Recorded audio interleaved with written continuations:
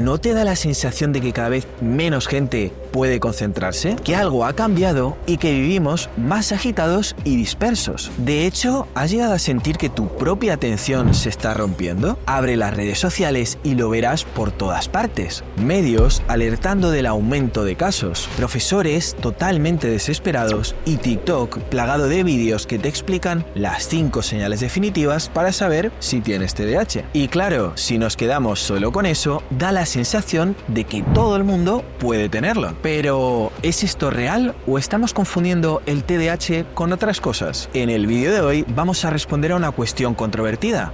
¿Realmente hay más casos que antes? ¿O hay algo que nos está confundiendo a todos? Pero antes de hablar de cifras y diagnósticos disparados, si no sabemos distinguir entre un caso real de TDAH de alguien que simplemente está estresado, aburrido o hiperestimulado, el debate se convierte en un sinsentido. Así que empecemos por la pregunta del millón. ¿Qué demonios es realmente el TDAH? Si preguntas por la calle, la gente te dirá cosas como «es cuando te cuesta concentrarte» o «es cuando eres muy movido». Pero esa definición tiene una trampa enorme. Piénsalo un segundo. ¿Acaso cuando algo te aburre no te desconcentras?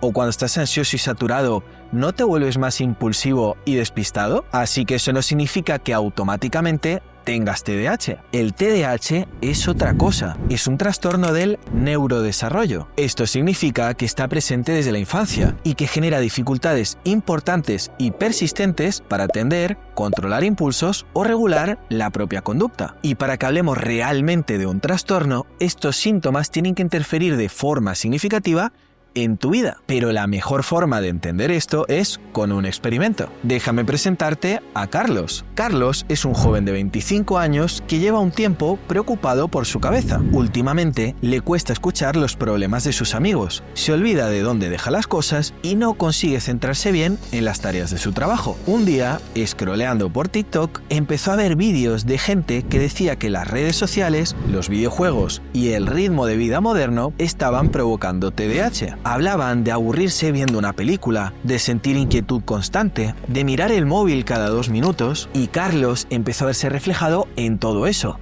Así que llegó a una conclusión. Con tantos estímulos, mi cabeza debe haber desarrollado este trastorno. Pero, ¿tiene realmente Carlos TDAH? Para averiguarlo, viajemos al pasado cuando nuestro joven era Carlitos y tenía 9 años. A esa edad, su cuerpo y su mente le piden explorar, tocar y moverse. Pero Carlitos ha chocado contra un muro llamado la sociedad moderna. Le hemos dicho, siéntate 6 horas en clase, luego haz los deberes, cena tranquilo y vete a dormir a las 8. Su cuerpo le pide movimiento, pero nosotros le exigimos quietud. Y por si fuera poco, lo bombardeamos con estímulos digitales cada vez más rápidos e intensos. Su madre está preocupada porque los profesores le dicen que no atiende, que habla mucho en clase y que no para quieto. Para colmo, cuando llega a casa, en vez de ponerse con las tareas, se pone con los videojuegos. Visto así, es un caso de manual, ¿verdad? Parece que Carlos siempre tuvo TDAH. Pero esperemos un momento, miremos a Carlitos con la lupa del contexto. Resulta que cuando va a clases de música o a fútbol, atiende y cumple con las tareas perfectamente. Además, cuando está con sus amigos o su familia, es un niño sociable, carismático y que más allá de ser muy inquieto, no genera grandes conflictos. Es decir, fuera del contexto educativo, Carlitos no tiene problemas. Ahora quiero presentaros a su compañero del colegio, Julián. Julián tiene problemas parecidos en clase. Se levanta cuando no toca, interrumpe a la profesora y no termina las tareas. Pero cuando le aplicamos la misma lupa, aparecen grandes diferencias. A Julián, sus padres no le han dejado pasar su tiempo libre con las pantallas. Además, lo han apuntado a fútbol, pintura, música y en casi todas partes pasa lo mismo. Le cuesta mantener el interés, seguir las normas o esperar su turno. Incluso con sus amigos tiene problemas. A veces es tan impulsivo que dice cosas que ofenden sin querer y los otros niños empiezan a dejarle de lado. Entonces, ¿quién tiene TDAH? Porque ahí está el punto clave. A día de hoy no tenemos un análisis de sangre o una prueba cerebral que nos pueda decir así sin más, esta persona tiene el trastorno. La evaluación es clínica, es decir, se basa en observar los síntomas, cuánto tiempo llevan ahí y hasta qué punto están afectando de verdad la vida de la persona. Y para separar a Carlitos de Julián hay varias reglas de oro. La primera es la cantidad. De una lista de 18 síntomas hay que cumplir varios de forma clara y persistente. Carlitos quizá presenta algunos rasgos, pero Julián tiene muchos más. La segunda es el deterioro funcional. Esos síntomas tienen que estar generando problemas significativos en la vida diaria. La tercera es la presencia de los síntomas en 2 o más contextos: casa, colegio, amigos. Y Carlitos, en general, fuera de las situaciones escolares, funciona bastante bien. En cambio, Julián tiene problemas en el cole, con sus amigos y en las actividades extraescolares. La cuarta regla de oro es que los síntomas tienen que haber aparecido antes de los 12 años. Eso no significa que no puedas darte cuenta siendo adulto. Pero si los síntomas empiezan de cero después de la infancia, probablemente estemos hablando de otra cosa: ansiedad, depresión, estrés crónico, consumo de sustancias, problemas de sueño, pero no de un trastorno del neurodesarrollo. Esto no quita que Carlitos, y posteriormente el Carlos adulto, no pueda tener una tendencia a distraerse más de la cuenta o ser más impulsivo que la media. Y aquí entramos en uno de los mayores malentendidos sobre el TDAH. Realmente no funciona como un sistema de sí o no, funciona más bien como un continuo, una escala de grises. En un extremo está la calma absoluta, en el otro los niveles más altos de inatención, impulsividad e hiperactividad. Todos nosotros caemos en algún punto de la escala. La diferencia es que las personas con TDAH se sitúan en una zona mucho más extrema y sobre todo cruzan el punto en el que esos rasgos empiezan a afectar significativamente a sus vidas. Así que visto esto, podríamos pensar: vale, misterio resuelto, no hay ningún aumento real del TDAH, lo que hay es una paranoia colectiva alimentada por las redes sociales, los autodiagnósticos y la gente confundiendo el estrés con un trastorno. Bueno, frenemos ahí, porque la literatura científica sí muestra algo muy claro. Los diagnósticos han aumentado. En las últimas décadas, en muchos países, el porcentaje de niños y adolescentes diagnosticados ha pasado de cifras cercanas al 4% a superar el 15% en ciertos contextos. Y aquí está la trampa. Que haya aumentado el número de diagnósticos en hospitales y clínicas significa necesariamente que haya aumentado el número real de personas con TDAH, porque esas dos cosas no son obligatoriamente lo mismo. Y justo aquí es donde empieza el debate científico actual. Para responder a esa pregunta tenemos sobre la mesa 3 grandes hipótesis que podrían explicar el aumento de diagnósticos. ¿Y qué ha hecho la ciencia para descubrir cuál es la verdadera? Pues lo primero fue analizar la que a priori parece más obvia. Cada vez hay más diagnosticados porque el TDAH realmente está aumentando. De ser cierta, supondría un problema muy grave. Esto querría decir que hay una variable genética o ambiental que está provocando problemas en el desarrollo cerebral de los niños. Pero esta primera hipótesis hace aguas por un dato muy importante. El TDAH es un trastorno con una altísima heredabilidad. Los estudios nos dicen que su componente genético se sitúa en torno al 80%. Y como los genes no cambian radicalmente en solo 3 décadas, no es factible que estén naciendo muchísimo más niños con predisposición genética al TDAH. Ahora bien, sí hay algo que ha cambiado drásticamente: el entorno. Así que la única forma de que esta hipótesis se mantenga en pie es pensar en el efecto de la interacción entre genes y ambiente. Es decir, que el mundo moderno, con su hiperestimulación, la falta de sueño y el ritmo de vida frenético, está empujando hacia los grises oscuros a personas que antes estaban en una zona intermedia y no tenían problemas funcionales. Pero aquí aparece otra hipótesis que encaja con los datos. ¿Y si los casos son los mismos de siempre, pero ahora somos mejores detectando el TDAH? Y esta idea tiene bastante sentido. Para ponernos en contexto, en los años 80, el Manual Diagnóstico de Trastornos Mentales, el DSM, empezó a definir este trastorno con mucha más claridad. Lógicamente, a partir de ese momento, los diagnósticos empezaron a subir a medida que padres, profesores y clínicos se familiarizaban con él. Además, pasado un tiempo descubrimos algo muy importante: estábamos infradiagnosticando. Es decir, había grupos a los que diagnosticábamos menos de lo que tocaba. Y un claro ejemplo eran las niñas. ¿Por qué? Porque durante mucho tiempo padres y profesores se fijaban sobre todo en la hiperactividad y la impulsividad, que son los síntomas más visibles. Como consecuencia, muchas niñas con serios problemas de atención, pero con menos conductas hiperactivas, pasaron desapercibidas. Cuando los manuales pusieron más foco en los síntomas de inatención, el número de niñas diagnosticadas creció muchísimo. Y algo parecido ocurrió con minorías y familias con menos recursos, ya que antes tenían muchas más barreras para acceder a una evaluación. Además, las nuevas versiones del DSM también flexibilizaron los criterios para no dejar fuera a personas con dificultades reales, aunque no fueran los casos más extremos. Así que con todos estos datos, la segunda hipótesis parece bastante sólida. Probablemente hoy detectamos mejor el TDAH que antes. Pero aquí apareció una duda importante, porque una cosa es que ahora detectemos mejor los casos que antes se nos escapaban, y otra muy diferente es que hayamos bajado tanto el umbral que acabemos metiendo en el mismo saco a personas que no encajan tan claramente con este trastorno, abriéndose así la tercera hipótesis. ¿Y si gran parte del aumento no se debe solo a que estemos detectando mejor el TDAH, sino también a que estemos inflando las cifras? La sospecha surgió por algo muy simple. Cuando los investigadores comparaban estudios, las cifras eran muy dispares. Algunos encontraban porcentajes relativamente normales y otros parecían anunciar una auténtica epidemia. ¿La razón? Pues que no todos estaban midiendo lo mismo ni de la misma manera. Por ejemplo, si usas como fuente los registros hospitalarios, puedes llevarte la impresión de que está habiendo una explosión de casos. Pero en realidad, esos datos no miden cuánta gente tiene TDAH, sino cuánta gente llega a consulta y recibe ese diagnóstico. Y eso puede aumentar por más concienciación, aunque también por un sistema saturado con poco tiempo para evaluar a fondo. Y algo parecido ocurre si usas como fuente las encuestas telefónicas o los autoinformes online.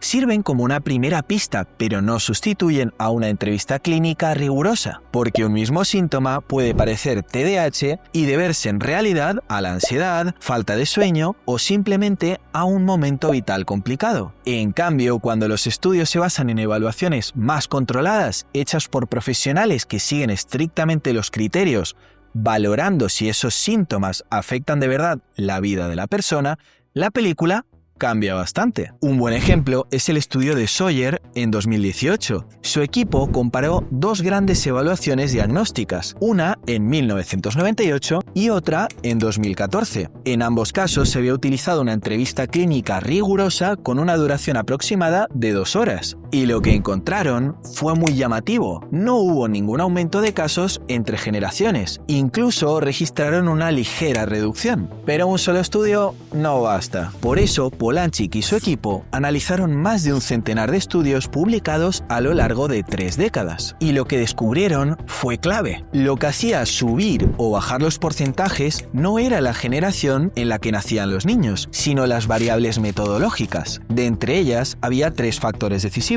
Lo primero es que si solo había un informante, las cifras subían bastante. Recordad que el TDAH, por definición, tiene que aparecer en más de un contexto. Lo segundo era si el estudio tenía en cuenta el deterioro funcional, porque una cosa es que seas despistado o impulsivo y otra muy distinta es que esto esté afectando de verdad en tu vida. Si no hay deterioro, no hay trastorno. Y el tercer factor era la versión del DSM que se estuviera usando. A medida que los criterios se han ido ampliando y flexibilizando, es normal que más gente pase a encajar dentro del diagnóstico. Así que cuando se controlaban bien estas variables, el porcentaje tendía a estabilizarse en torno al 5%, independientemente de la generación estudiada. En adultos las cifras rondan el 2%, ya que muchas personas que de niños tuvieron TDAH con los años desarrollan estrategias que les permiten reducir tanto los síntomas como su impacto, por lo que ya no entrarían dentro del rango clínico. Ya teníamos una pista muy clara. Quizá el aumento de los casos no estaba en los niños, sino en la forma en la que los estábamos midiendo. Pero faltaba la prueba definitiva: comprobar si realmente la población había cambiado. Es decir, ¿las personas de hoy en día tienen más síntomas de desatención e hiperactividad que las de hace 30 años? Y aquí vuelve nuestra famosa escala de grises. Si la vida moderna realmente estuviera aumentando el TDAH, no bastaría con que subieran los diagnósticos. Toda la población tendría que estar desplazándose hacia grises más oscuros, mostrando más impulsividad, más problemas de atención y más hiperactividad que hace unas décadas. ¿Y cómo se comprueba eso? No mirando los diagnósticos, porque los diagnósticos son etiquetas de sí o no, que pueden variar en función de los criterios, el evaluador o la metodología. Se comprueba midiendo directamente la sintomatología de la población. Si la media de esos síntomas se ha mantenido estable con el paso del tiempo, la conclusión sería clara. No hay más TDAH real, sino una forma distinta de detectarlo o diagnosticarlo. Y eso es justo lo que intentaron comprobar algunos de los estudios más potentes. Uno de los más importantes fue el de Reidel y su equipo. Analizaron a más de 19.000 niños de 9 años de edad entre 2004 y 2014, midiendo siempre los mismos síntomas con el mismo instrumento. El resultado fue muy claro. Los síntomas se mantuvieron estables. Los niños de 2014 no tenían más inatención ni hiperactividad que los de 2004, pero en ese mismo periodo los diagnósticos médicos se habían multiplicado por 5. Arvidsson repitió la misma jugada en 2025 con 10.000 jóvenes de 18 años. ¿Y cuál fue el resultado? Básicamente el mismo. En chicos no hubo aumento de los síntomas y en chicas apenas una ligera subida, insuficiente como para justificar la avalancha de diagnósticos. El panorama era claro. Mientras que los síntomas se mantenían estables, las etiquetas diagnósticas se disparaban. Entonces, la pregunta pasaba a ser otra. Si los síntomas no han subido, ¿por qué se está diagnosticando mucho más? Y aquí entra Kazda y su equipo en 2023 para agitar aún más la cosa. Compararon a 2 generaciones de miles de niños, una nacida en 1999 y otra en 2004, y encontraron que los niños de la generación más reciente, con solo 5 años de diferencia, tenían un 33% más de probabilidad de recibir un diagnóstico de TDAH, pese a presentar los mismos niveles de síntomas que los de la generación de 1999. Pero aquí viene el dato más fuerte. Cuando miraron qué niños acababan siendo diagnosticados, vieron que en las evaluaciones previas al diagnóstico, un 26,5% estaban en el rango normal de síntomas y otro 27,6% en el rango limítrofe. Es decir, más de la mitad no estaban en un rango clínico antes de ser diagnosticados. Y ojo aquí, porque esto no demuestra por sí solo que todos esos diagnósticos fueran erróneos.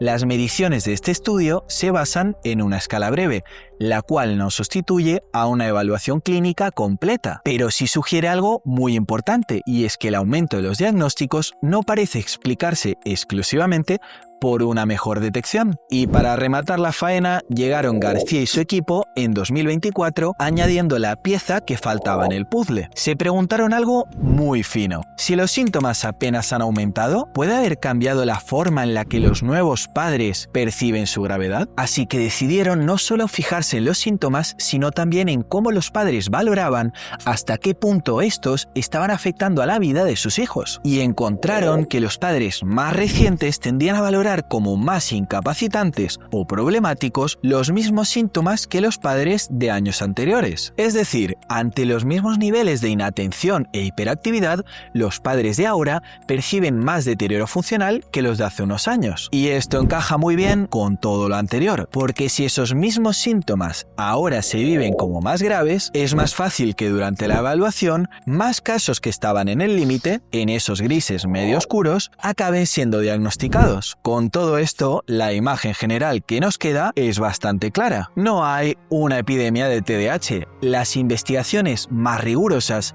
han demostrado que el porcentaje real de afectados, así como la sintomatología de la población general, se han mantenido estables a lo largo del tiempo. Entonces, ¿de dónde sale esta avalancha de diagnósticos? Pues de una mezcla de 2 factores. Por un lado, hemos mejorado muchísimo detectando perfiles que antes pasaban desapercibidos, como es el caso de las niñas, lo cual supone un éxito social enorme. Además, como los criterios se han flexibilizado, y padres y profesores están más concienciados, hemos podido detectar y ayudar a casos que antes se quedaban fuera. Pero esto genera un peligro. Al bajar el umbral de tolerancia ante síntomas que antes considerábamos más leves, corremos el riesgo de meter en el saco clínico a personas que no están en los grises oscuros. Es decir, personas a las que quizá estamos etiquetando y tratando psicológica o farmacológicamente como TDAH cuando en realidad necesitarían otro tipo de ayuda. Y por eso, si alguna vez tienes dudas sobre si alguien tiene este trastorno, la forma de evaluarlo no es ni TikTok ni una lista de síntomas por internet. Es una evaluación profesional, con entrevista clínica, con pruebas para medir los síntomas y comprobando que estos problemas aparecieron desde la infancia, que afectan de manera significativa y que están presentes en más de un contexto. Así que la próxima vez que veas información alarmante, no te la tragues sin más. Pregúntate de dónde se han obtenido esos datos y si quien lo difunde entiende realmente lo que es el TDAH. Bueno, pues hasta aquí el vídeo de hoy. Espero que te haya gustado y de ser así, déjame un like, un comentario y no olvides suscribirte. ¡Hasta la próxima!